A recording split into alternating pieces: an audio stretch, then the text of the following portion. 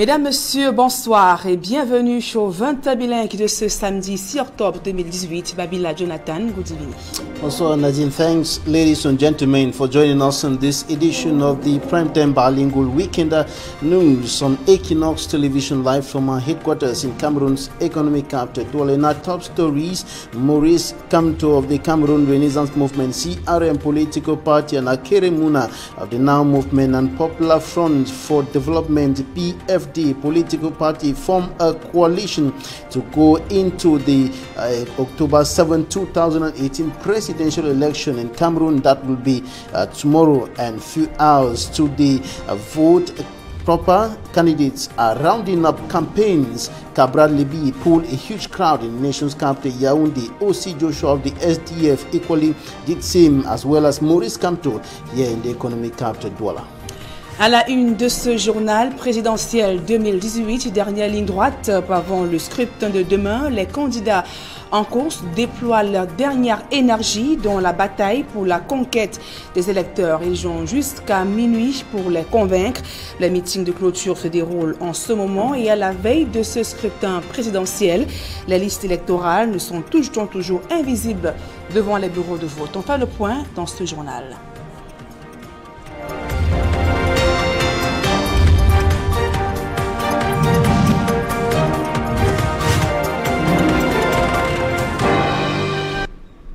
Mesdames, Messieurs, une fois encore, bonsoir et merci d'honorer ce rendez-vous de l'information sur Equinox Télévision. Je vous le disais en titre, Joshua aussi a clôturé sa campagne électorale ce samedi au Parc Ouvita de Douala et le candidat du SDF a tenu un meeting devant une foule de militants sympathisants. Le candidat du SDF leur a promis le changement dès la fermeture des bureaux de vote. On fait le point dans ce reportage de Georges Mitterrand et de Sylvestre Zangao.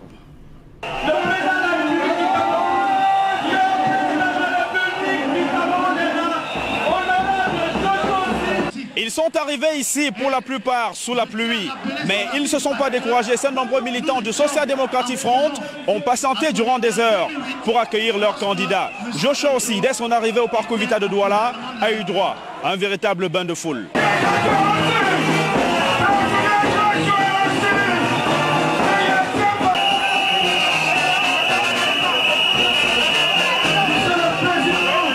Il a parcouru 8 des 10 régions que compte le Cameroun. Joshua aussi, en ce dernier jour de campagne électorale, se dit satisfait de leur avoir apporté ce message d'espoir. Il ne s'agit même pas du SDF, qui n'est que la locomotive. Il s'agit de nous.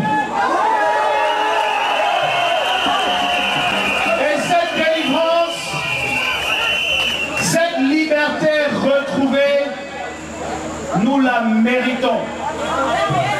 Parce que le Cameroun est un pays béni des dieux.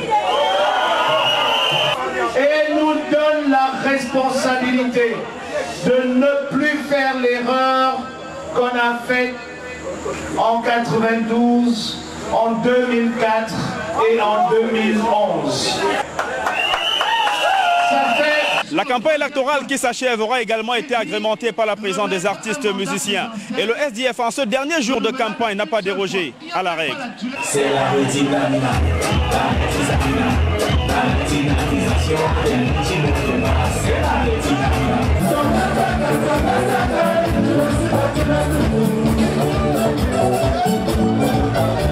Pour les militants du Parti de la Balance, il ne pourrait en être autrement. Ce 7 octobre 2018, c'est leur candidat qui sera élu président de la République. Demain, c'est un autre jour et je vous assure, je crois que le miracle va s'opérer au Cameroun. C'est un candidat qui a été réclamé par la jeunesse et la jeunesse, elle est majoritaire ici au pays maintenant. Son programme aussi, c'est un programme qui s'est adapté, qui s'adapte bien avec les projets des jeunes d'aujourd'hui, donc les projets de l'avenir. C'est mon vainqueur déjà programmé.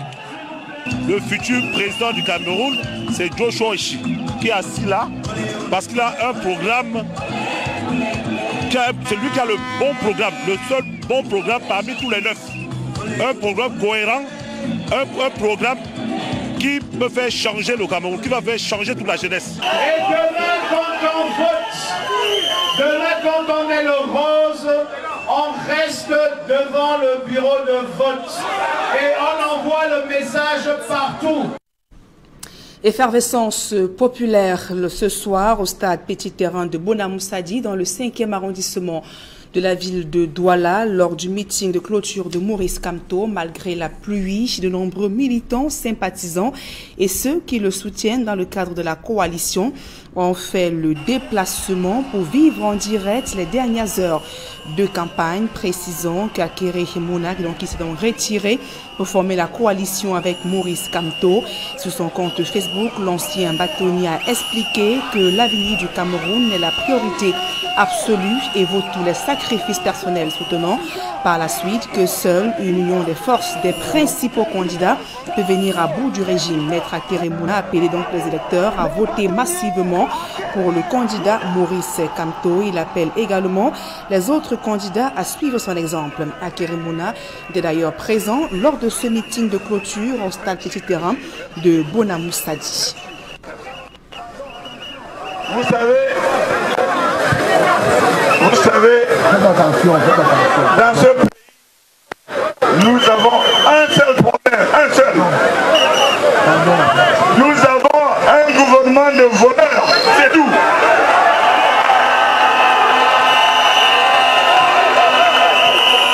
Tonnerre d'applaudissements. Remerciez le gouvernement, remerciez le pouvoir. Dieu pour le Cameroun.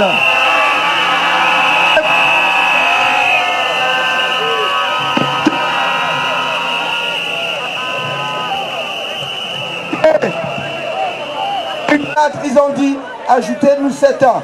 Ce sera le septennat de grandes réalisations. Vous avez ajouté.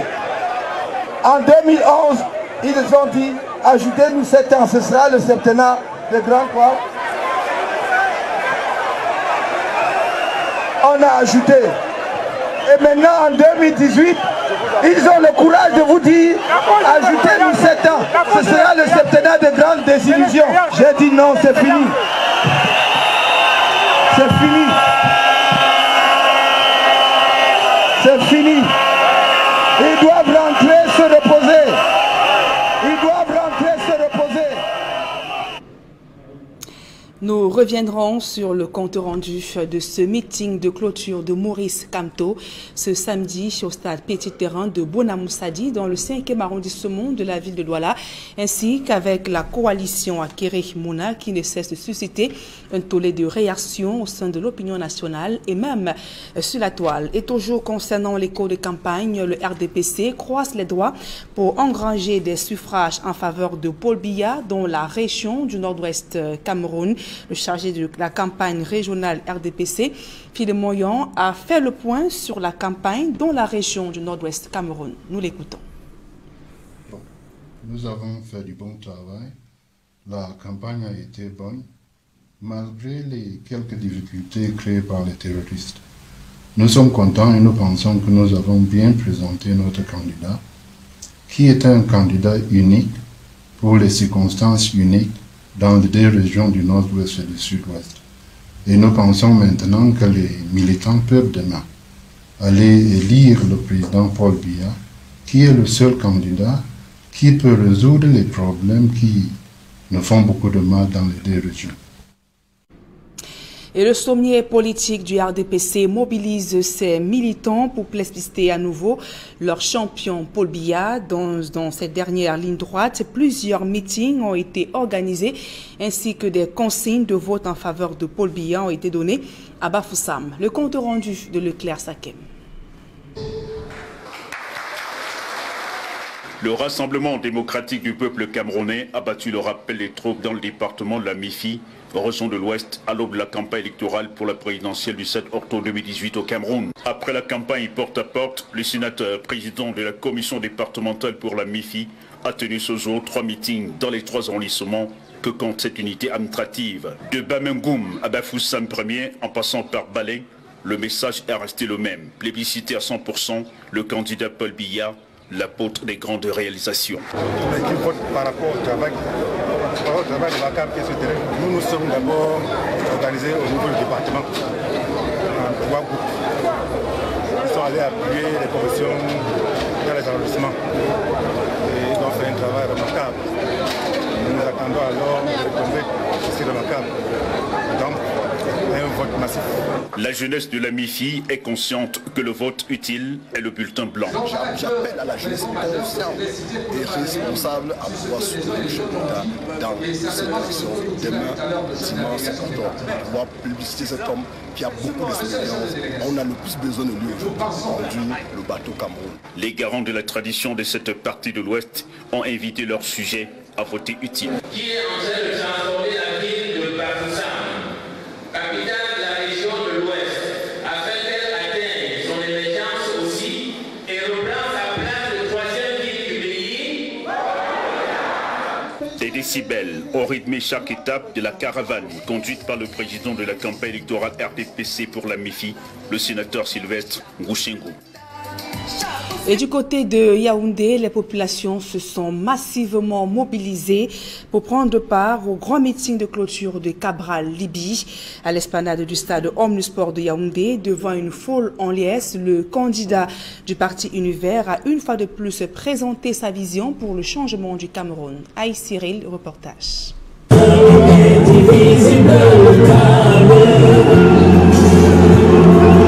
Tel un messie, Cabral Libi fait son entrée à l'esplanade du stade Omnisport Amadou Ahidjo de Yaoundé.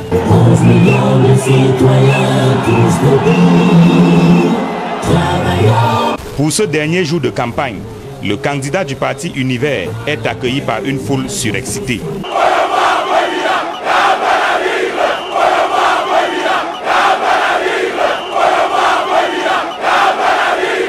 Les premiers mots de Cabral Libi vont à l'endroit du professeur Koumvondo, le président du parti Univers, qui a accepté d'endosser sa candidature. Il y a de bons vieux, ceux-là qui nous accompagnent. Certains sont là, certains sont ici. Il y en a qui nous conseillent, il y en a qui nous montrent les écueils de la vie. Ceux-là, ils occuperont la place qu'ils méritent. Je vous invite à applaudir pour le professeur Koumvondo. Non, je n'attends pas, applaudissez bien, applaudissez.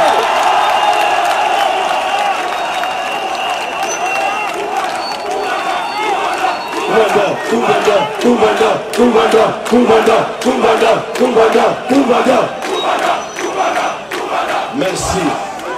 Après ces hommages au président du parti Univers, Cabral Libi annonce les couleurs de son premier gouvernement dès qu'il est élu président de la République. Le premier ministre sera une dame. Je ne vais pas m'amuser avec la cause des femmes, non.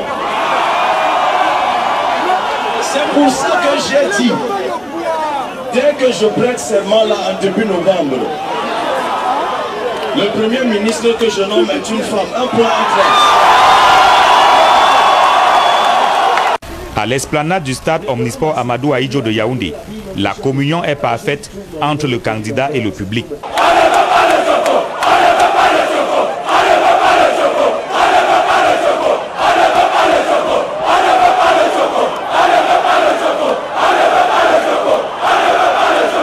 À la veille du scrutin, le leader du mouvement 11 millions de citoyens fait le procès du régime de Yaoundé. C'est quoi ce pays? Nous mourons dans le désert. Nos compatriotes meurent en mer pour aller vers des pays qui n'ont même pas le tiers de nos richesses. Parce qu'une poignée d'individus nous regarde d'en haut. Parce qu'une poignée d'individus nous méprise. C'est quoi ce pays où nous supplions la nationalité? C'est comme si nous étions des réfugiés. Et nous devons supplier que non, je veux aussi vivre, je veux aussi en manger. Tout on sait. Carton plein finalement pour Cabral Libi. Le candidat du parti Univers a choisi Yaoundé pour boucler la campagne électorale en vue de l'élection présidentielle du 7 octobre 2018. Dans la région de l'Adamawa, le RDPC poursuit son opération de charme auprès des électeurs à Menganga ainsi qu'à Ngaoundéré. Les militants ont invité la population à voter leur candidat Paul Biya, le seul garant de l'unité nationale. Jean-Blaise Noupéé, Julien Berthe-Bissaï. Instants à quelques heures du scrutin présidentiel du 7 octobre prochain, le RDPC poursuit son opération de charme auprès des électeurs du côté de Menganga ainsi qu'à Ngaoundéré dans la région de la Damawa. Des militants ont appelé les populations à voter pour leur candidat Paul Biya qui présente comme étant le seul garant de l'unité nationale. Jean-Blaise Noupewe, Julien Barthébissaï.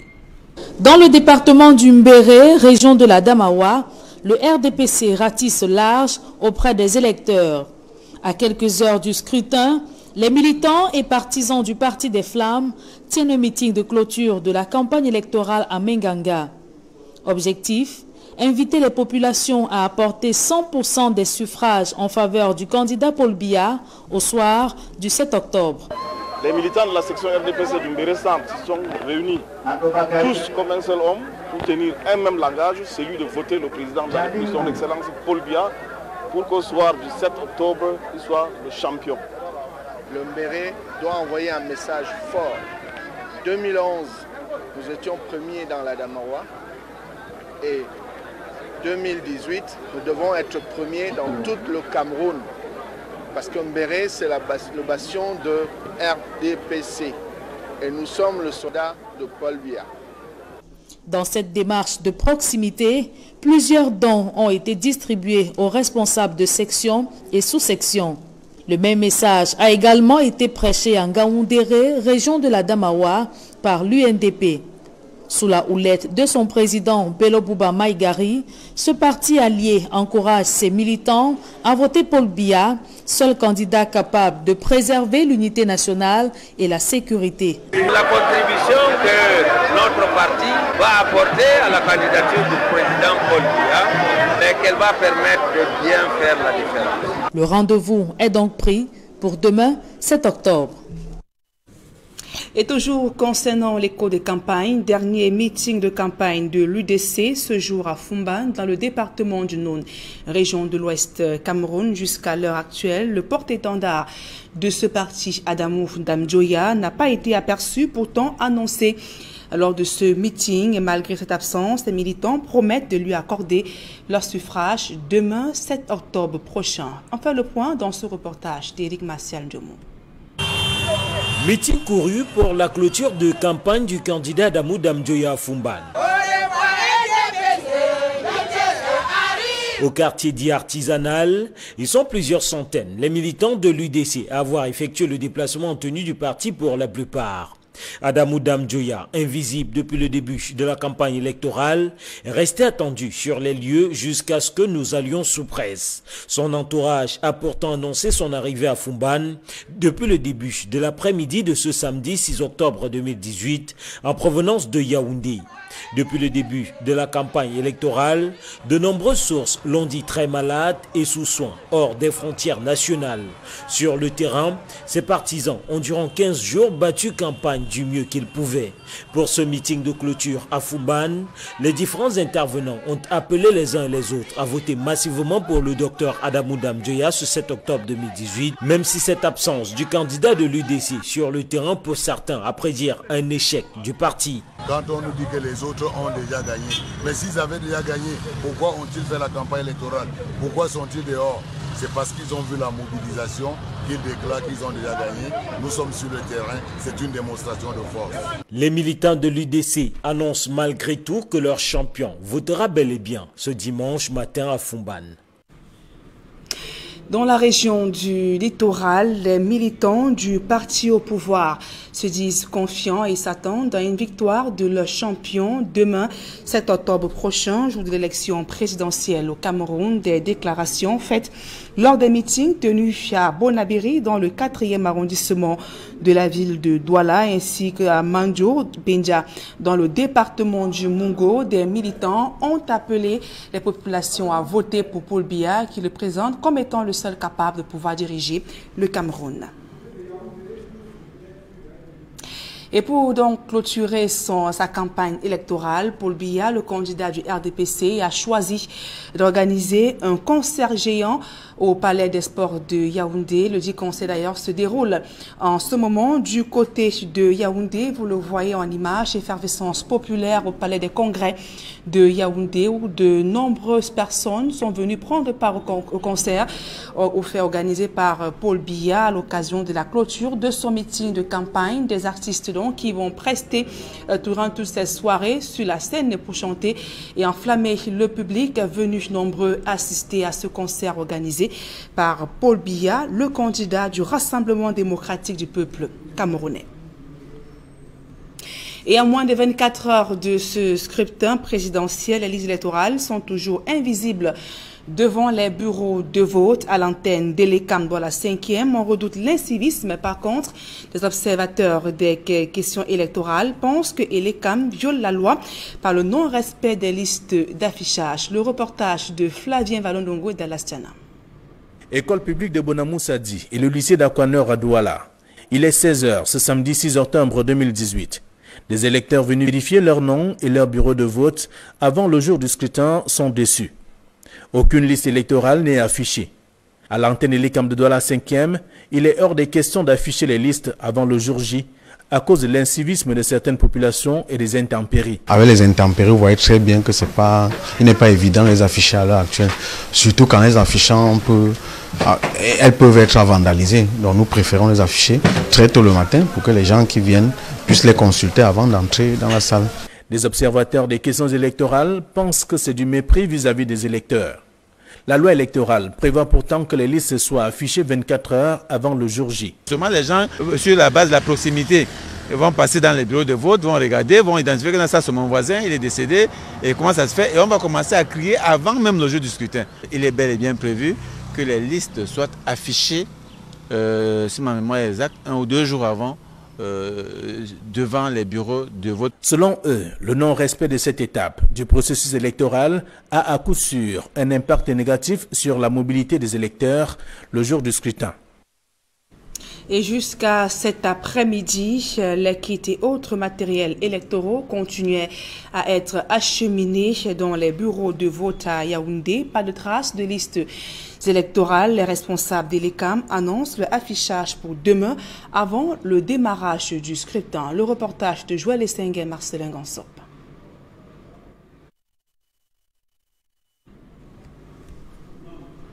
Dans ce reportage de Marcelin Gansop qui a visité quelques centres de vote dans le 4e arrondissement de la ville de Yaoundé. Pas de traces de listes électorales. Les responsables d'Elekam annoncent le affichage demain avant le démarrage du scrutin. Joël Essengue et Marcelin Gansop. Il est 14h30 lorsque nous arrivons au collège Zambenga, au lieu du Mimbo Manchato, dans le 4e arrondissement de Yaoundé. Ici, pas moins de 5 bureaux de vote sont prévus. Mais à notre passage, le matériel électoral venait à peine d'être déposé. Nous venons de réceptionner le matériel électoral. Nous sommes en train de parachever la propreté. Le dispositif est déjà là. Demain, quand nous nous retrouverons ici, nous allons disposer les isoloirs et nous allons nous installer et commencer à recevoir les électeurs lorsqu'il sera 8 heures. Quant aux listes électorales, elles ne seront pas affichées avant les premières heures, le jour J. Non, demain matin. Nous serons là dès 6 heures. Nous réservons l'affichage des listes pour demain matin. Non loin de là, au siège du FECOM, un autre site retenu pour le scrutin de dimanche. C'est un calme de cimetière qui nous accueille. Pas l'ombre d'un responsable de l'ECAM. Seule la présence du matériel électoral, et notamment les urnes, nous renseigne que les électeurs sont effectivement attendus ici. Le constat est quasiment le même dans un autre centre de vote, logé dans un établissement privé, au lieu du Mimboman Chapelle. À notre passage, l'on en était encore aux civilités et formalités d'usage entre les responsables de l'école et ceux d'Elections Cameroun. Pas de traces des listes électorales, encore moins du matériel de vote.